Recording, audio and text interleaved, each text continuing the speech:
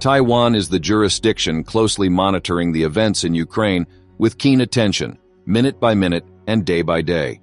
It appears to meet all the criteria to become the central figure in a significant international crisis.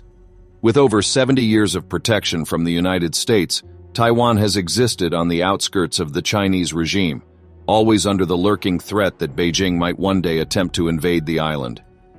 Naturally, this possibility could lead to a conflict that transcends a mere regional armed clash. It would mark the first instance since the Vietnam War, where the US and China potentially confront each other in a theater of operations. That said, what would unfold if a conflict indeed erupts in Taiwan?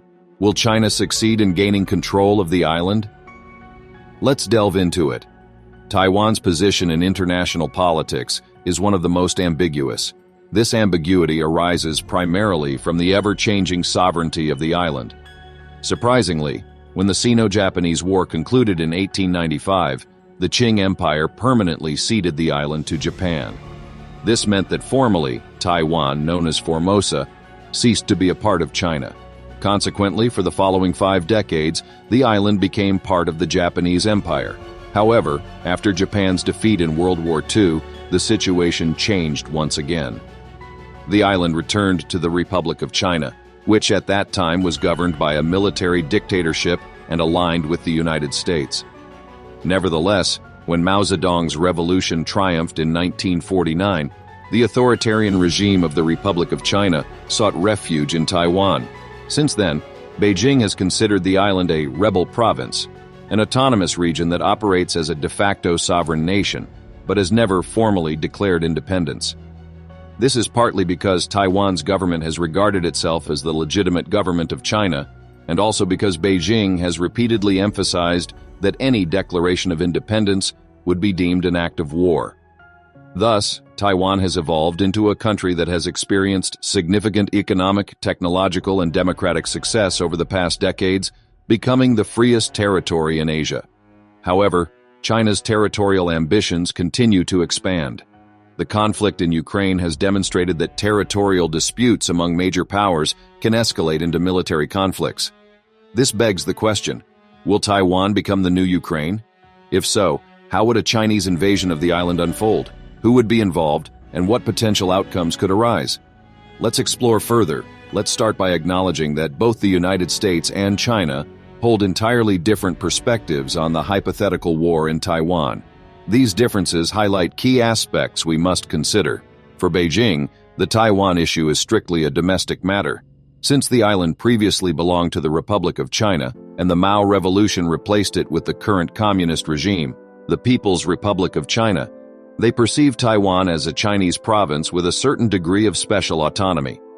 In other words, Xi Jinping's government views any military operation as an internal affair, rather than a clash between separate countries.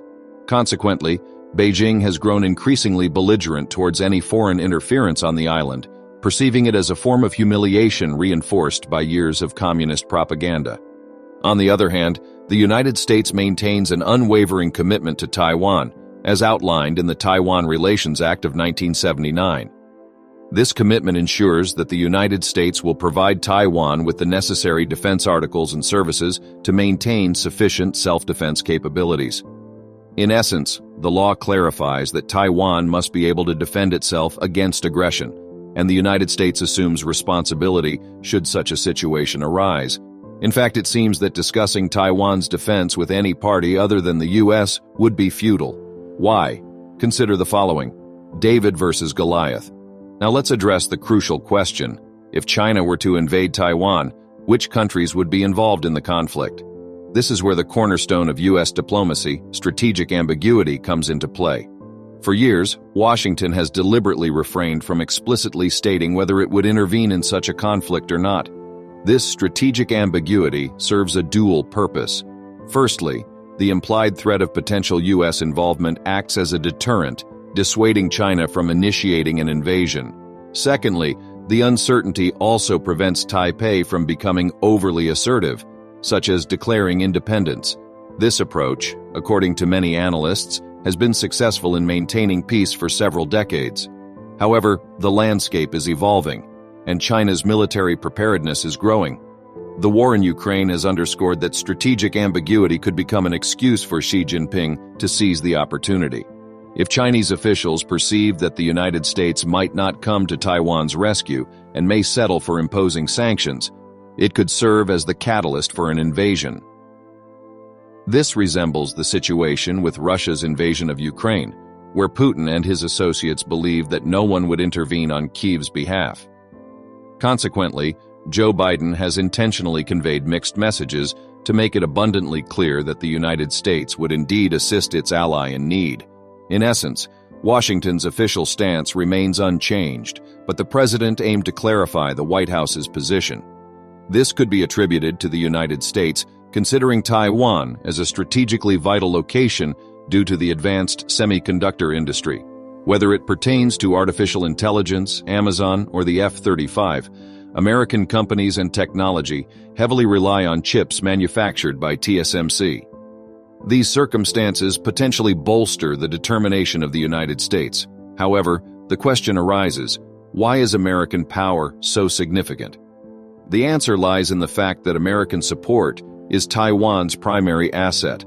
Over time, the power disparity between Taiwan and the People's Republic of China has widened. While China has invested extensively in enhancing its military capabilities, including aircraft carriers, fifth-generation fighters, amphibious capabilities, and a substantial number of missiles aimed at Taiwan, Taiwan focuses its military spending on protecting a smaller territory. Nonetheless, China's military investments primarily concentrate on maritime dominance in the region, with the intention to potentially invade Taiwan. The growing disparity in military strength could explain why Taiwan has reduced its military efforts, with the belief that China's increasing openness to the world could mitigate the risk of invasion, ultimately relying on the United States' position for support.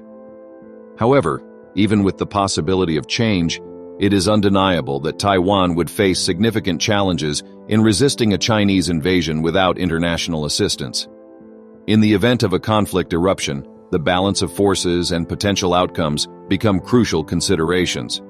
Consequently, various research and defense centers in the United States have conducted simulations to assess the development of such a conflict, assuming U.S. involvement to prevent Taiwan's defeat. For example, the Center for Strategic and International Studies, a renowned Washington-based think tank, conducted a simulation that considered historical precedents and analyzed possible air and naval actions, including amphibious missions. In most scenarios, the United States, Taiwan, and Japan emerged victorious in repelling China's conventional amphibious invasion and maintaining Taiwan's autonomy. However, this defense would come at a high cost, with the United States and its allies suffering significant losses in terms of ships, aircraft, and casualties. Moreover, Taiwan's economy would be severely affected by infrastructure destruction, while China would also endure substantial losses, potentially destabilizing the Chinese Communist Party government. The simulation results suggest that China could only succeed in taking control of the island when Taiwan is left without external support, although Taiwanese resistance could prolong the invasion by approximately 70 days. It is important to note that these simulations do not promote imperialist dominance, but rather highlight the challenges and potential losses for the United States. The best-case scenario still involves significant losses for the United States and Japan, along with major economic repercussions. In summary, any Chinese attempt to invade Taiwan would be disastrous for all parties involved, and the simulation underscores three additional potential risks: significant economic and social damage from cyber attacks within the United States, the difficulty of replacing damaged U.S. military forces, and China leveraging its greater industrial capacity to turn the situation in its favor, resulting in a Pyrrhic victory for the United States. Thirdly, the distraction and depletion of U.S. resources could provide an opportunity for countries like Russia, North Korea, and Iran to expedite their political agendas. Essentially, even if the United States manages to prevent Taiwan's annexation presently, the potential risks would remain significantly high. In warfare, victory doesn't always guarantee everything. This situation reminds us of valuable lessons from history. For instance, in 1919, following the signing of the Treaty of Versailles, French Marshal Ferdinand Foch expressed his apprehension about the aftermath of the First World War, stating, "We have signed a 20-year armistice." The Marshal believed that despite winning the war, France suffered severe losses and could potentially face a rearmed Germany in the near future. Similarly, simulations indicate that the United States could face a similar fate. In January 2022, the Center for a New American Security, another think tank, conducted a simulation to explore the potential impacts on the semiconductor industry. Unfortunately, the outcomes were pessimistic. Likewise, in June 2022, the same think tank conducted a simulation of a hypothetical war scenario. In this case, just before the invasion, Beijing would face the dilemma of solely focusing on Taiwan and avoiding an attack on U.S. forces, hoping they would refrain from interference, or alternatively, launching an offensive against the Americans to gain military advantage and compel negotiations. Interestingly, according to this simulation, China would opt to simultaneously attack Taiwan and launch an offensive on nearby U.S. bases. Surprisingly, the Chinese military has been observed training to target U.S. fleets, using mock Nimitz-class aircraft carriers and other warships in their missile drills. Is this a significant warning sign? According to the discussed simulations, one of China's options would be to avoid missile strikes on Taiwan to minimize damage to its technological industry, opting instead to detonate a nuclear device in the Pacific as a means to intimidate the Americans and coerce negotiations. This could also explain the recent acceleration in China's nuclear weapons development. In essence, if they truly intend to employ such a threat, it must be supported by the most formidable force possible. China already surpasses the U.S. in terms of ground-based nuclear offensive capability, boasting more ground-based nuclear missile launchers than the United States, although it hasn't yet exceeded the total number of nuclear warheads, El Confidential. Therefore, the general consensus from most of these simulations is that the United States would ultimately prevail over China in military terms, albeit at an excessively high cost due to insufficient preparedness. And you know what? This is precisely why the efforts of Secretary of State Antony Blinken and Secretary of Defense Lloyd Austin in fostering defense agreements within the region hold significant importance. It's possible that the best and perhaps the only effective way to deter China is for the United States to garner support from numerous allies, including Japan, South Korea, Australia, the United Kingdom, and others. In other words, relying solely on the U.S.'s influence may no longer suffice as a deterrent for China in this case. This leads us to another question. What lessons have we learned, and what lessons have we yet to learn from the Ukrainian experience? The issue with Taiwan's defense lies in the difficulty of replicating Ukraine's methods to deter foreign intervention.